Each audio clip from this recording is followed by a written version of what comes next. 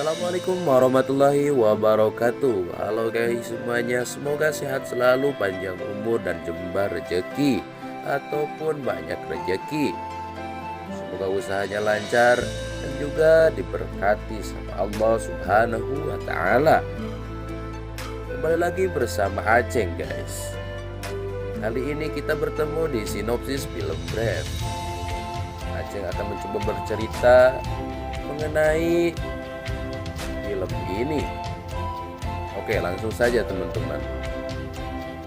Bercerita tentang Merida yang merupakan putri sebuah kerajaan, namun tidak ada sedikit pun jiwa seorang putri dalam dirinya. Padahal dari kecil Merida selalu diajari Ratu Elinor bagaimana menjadi seorang putri kerajaan. Merida kecil tumbuh seperti anak kecil pada umumnya, main ke sana kemari. Pada suatu waktu ia bermain di hutan dan bertemu dengan cahaya biru yang ia sebut hantu. Ia mengikuti hantu-hantu tersebut yang tanpa sadar menuntunnya untuk kembali ke tenda tempat ayahnya dan para pasukan. Konon, hantu biru tersebut adalah ruh yang menuntun pada takdir. Benar saja, tak lama setelah kembali ke kem ayahnya, muncul beruang besar yang hendak menyerangnya. Seketika ayah Merida menghalangi dengan sekuat tenaga, sementara Ratu Elinor membawa Merida pergi secepatnya dengan mengendarai kuda. Itulah sepenggal kisah masa kecil Merida dan bagaimana bisa ayahnya menjadi seorang pemburu beruang. Merida semakin dewasa dan Elinor khawatir akan masa depan putrinya itu yang jauh dari harapan kerajaan. Maka untuk membuat Merida kembali pada kodratnya sebagai seorang putri kerajaan, dibuatlah Sayembara mencari pendamping Merida sekaligus pewaris tata kerajaan.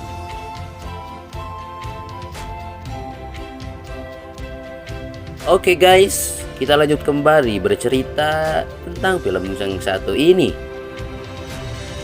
Datanglah 3 klan bangsawan yang masing-masing punya bakal calon.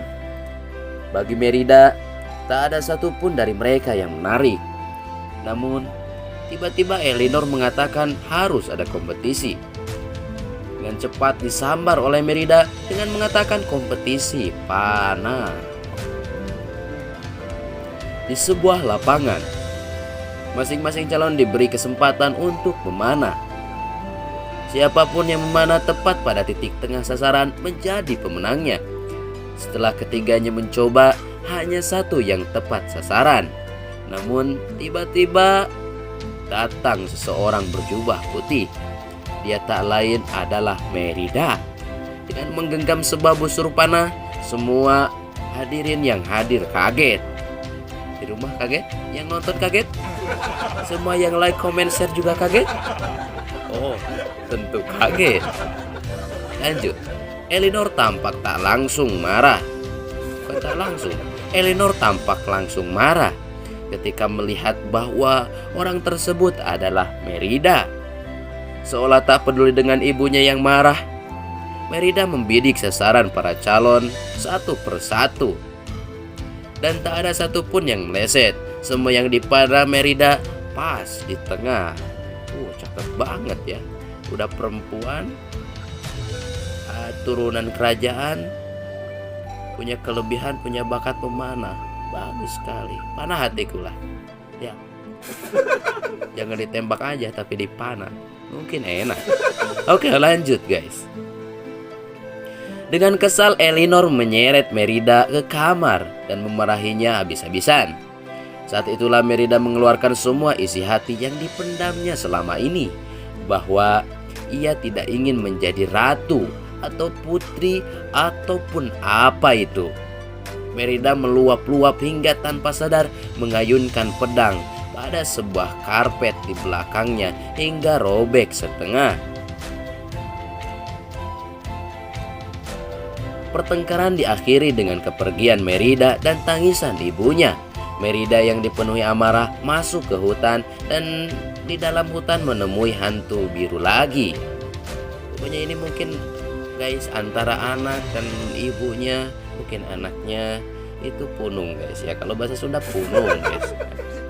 Dengan cepat Lanjut ya. Dengan cepat ia mengikuti hantu tersebut dan ternyata menuntunnya di sebuah gubuk kecil. Merida masuk dan bertemu dengan nenek tua pengrajin kayu pahat. Ternyata nenek tua tersebut adalah seorang nenek sihir. Bukannya takut, Merida malah meminta dibuatkan ramuan untuk mengubah ibunya. Wah, ini Merida gak takut apa sama seperti malin kundang, mau jadi batu dia. Aduh, makin penasaran mungkin guys ya. Oke, lanjut. Dengan sedikit negosiasi, akhirnya mereka berdua, yaitu Merida dan juga Nesir, mencapai kesepakatan. Sebuah kue berisi mantra kini dipegang oleh Merida, siap diberikan kepada ibunya. Wah, Merida ini mau jadi anak durhaka guys ya. Oke, cerita berlanjut. Beberapa saat setelah Elinor memakan kue dari Merida, ia tampak tak sehat. Kemudian dibawa Merida ke kamar. Ibunya itu dibawa ke kamar guys ya. Setelah diberikan racun dan ataupun kue yang ada sihirnya guys ya. Tak lama setelah tiduran, Elinor jatuh dari tempat tidur. Betapa kagetnya Merida melihat ibunya perlahan berubah menjadi beruang yang sangat besar. Nah, kaget kan nak? Kaget kan lihat ibunya yang melahirkan kamu itu menjadi beruang. Berarti kamu jadi anak beruang. Aduh. Oke, lanjut kembali guys ya. Sementara itu, ayah Merida masih bersama para klan bangsawan. Tiba-tiba, ayah Merida terdiam dan mengendus, merasakan ada hal yang aneh sedang terjadi. Dengan cepat ia bergegas ke atas kastilnya, mencari sumber ketidakberesan yang ia rasakan. Mendengar ayahnya berteriak, Merida langsung tahu bahwa ibunya yang telah berubah menjadi beruang sedang dalam bahaya. Iyalah, dulu cinta pertamanya pan cantik, sekarang itu buruk rupa, jadi pastinya berbahaya. Takutnya nanti dimusuhi sama ayahnya, bahkan dibunuh ya guys. Oke, lanjut. Pelarian mereka pun dimulai. Berlari dari buruan ayahnya sendiri. Namun pada akhirnya sang ibu kembali menjadi manusia berkat sebuah karpet yang robek oleh pedang Merida di pertengahan sinopsis film. Mungkin guys, untuk pembahasan film dari film yang satu ini kita selesaikan dulu terlebih dahulu sampai sini guys ya. Nanti untuk lanjutnya kembali kita lanjutkan di video berikutnya. Jangan lupa jaga kesehatan teman-teman. Jangan sampai kalau hujan-hujanan, kalau panas kepanasan, karena nantinya siapa yang menonton film ini, siapa yang menonton video ini kalau bukan kalian pada subscribe dan juga yang mendukung channel ini. Kalau tidak ada kalian, mungkin tidak akan ada yang menonton.